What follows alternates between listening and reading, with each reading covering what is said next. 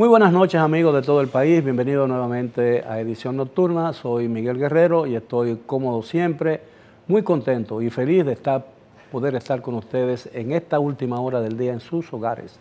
Me acompaña Héctor Marte, quien es jefe de redacción del periódico El Caribe. Buenas noches, Héctor. Muy buenas noches, Miguel, a ti y a todos los televidentes. Bueno, ha sido muy lamentable y se ha comentado mucho, incluso ha sido una verdadera tendencia, una super tendencia en las redes, las reacciones que ha provocado en todo el país, especialmente en el ámbito político, el fallecimiento inesperado del señor Ramón Rodríguez, mejor conocido por su apodo de Monchi, quien en el momento de su muerte se desempeñaba como director general de la Dirección de Pasaportes y además era el presidente del Partido de la Liberación Dominicana en Santiago de los Caballeros. En el día de hoy, el presidente Danilo Medina concurrió a las honras fúnebres del señor Rodríguez y permaneció prácticamente toda la mañana en él. Estuvo en la misa que se le despidió y estuvo también en el cementerio durante mucho tiempo. Resultó un poco curioso el hecho de que no se encontraba en el día de hoy en el sepelio del señor Rodríguez el presidente del partido, que es el doctor Leonel Fernández, 3 veces presidente de la República.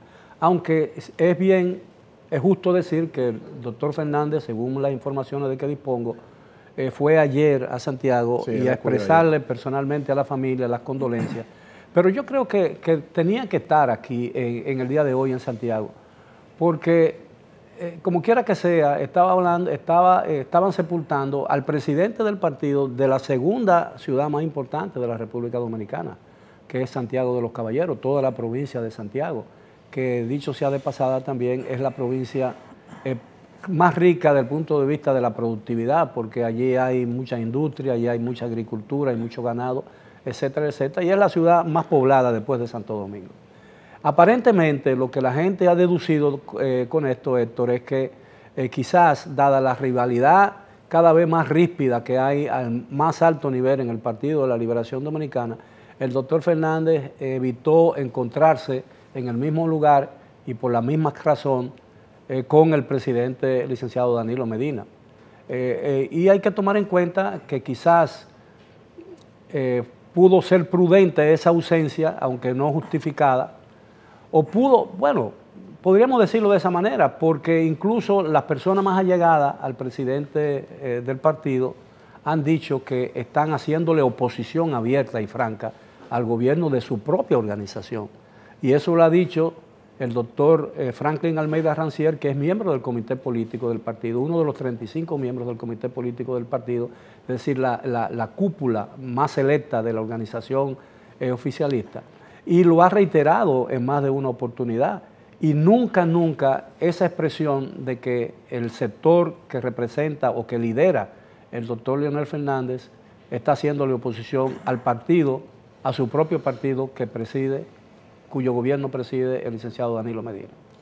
Y hay que decir que Monchi Rodríguez, un dirigente político y servidor público caracterizado por su laboriosidad, por eso ha sido tan lamentada su muerte dentro y fuera del PLD, pero hay que destacar, ahora que tú tocas el tema de la rivalidad que hay en el PLD, que Monchi Rodríguez era un hombre del equipo político de Danilo Medina, o sea, un dirigente danilista, y sin embargo no era sectario, no era de estos dirigentes que mantienen confrontaciones agrias con sus compañeros. No, estuvo la noche anterior en la puesta en circulación del libro. Eso es una muestra del libro del doctor Fernández. El martes en la noche, que el presidente Fernández puso a circular un libro en la Casa Nacional del PLD, llamó la atención su presencia porque si vemos las imágenes, la mayoría de los dirigentes que están ahí son leonelistas.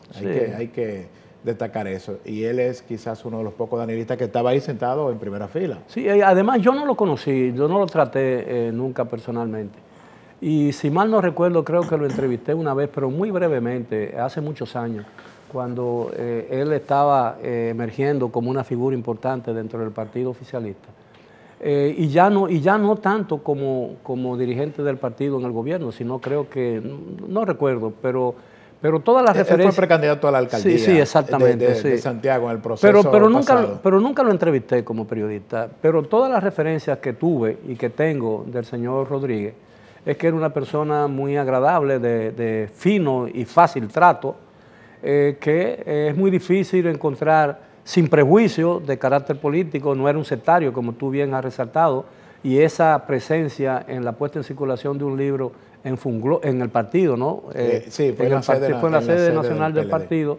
Es una demostración de que, a pesar de su militancia dentro de un grupo del partido, él respetaba el liderazgo de la organización, porque como quiera que sea, el doctor Leonel Fernández es el presidente del partido. Aunque su actuación en todos estos ajetreos previos al proceso electoral, aparentemente está actuando no como presidente del partido, sino como líder de un grupo dentro del partido.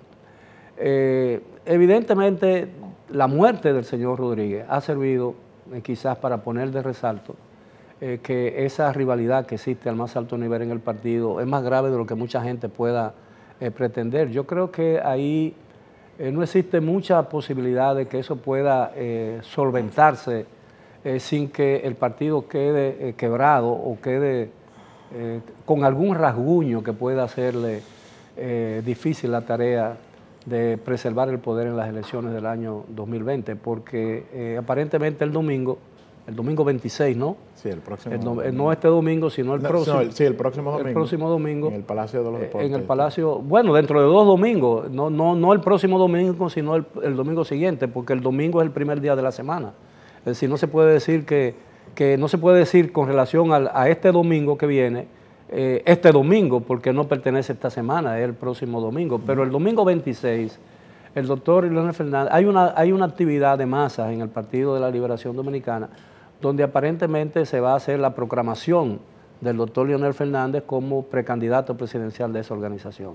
Incluso en una entrevista que ustedes le formularon ayer en El Caribe y que publica hoy El Caribe, uno de sus seguidores y uno de los líderes de ese movimiento dentro del PLD, el doctor Bautista Rojas, mejor conocido por su apodo de Bauta, ha dicho, o según leí, y eso se resaltó en los titulares, de que él espera que el doctor Leonel Fernández diga pronto, anuncie pronto su intención de ser el candidato. Y ellos están muy convencidos. Ese día, el día 26, aparentemente van a dar a conocer una serie de 1 millón de firmas o 2 millones de firmas, 2 millones de firmas, 3 millones de firmas, yo no sé cuántas millones de firmas, como aval de esa candidatura. Lo curioso es que ese sector siempre ha estado opuesto a unas primarias abiertas para la elección del candidato, pero han utilizado una modalidad abierta, de simpatía abierta o de primarias abiertas, para presentar como el candidato ideal del partido al doctor Leonel Fernández, con apoyo extraído de otras fuentes y de otros grupos que no son necesariamente del Partido de la Liberación Dominicana, porque el Partido de la Liberación Dominicana no tiene 2 millones de militantes. Y si lo tuviera, en el caso hipotético de que lo tuviera, sería imposible pretender que esos 2 millones todos estuvieran apoyando su candidatura, cuando hay otras opciones dentro de la organización oficialista. Sí, ayer le preguntaba precisamente eso a Bauta Rojas, que es uno de los responsables.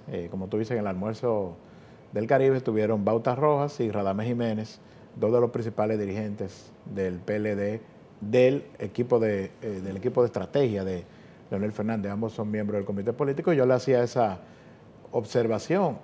Es cierto que ellos se han opuesto al tema de las primarias abiertas, pero siempre han dicho los leonelistas que lo que se oponen es a la obligatoriedad, es decir, a que la ley de partidos incluyera una obligación para todos los partidos, que se estableciera como método único el de las primarias abiertas.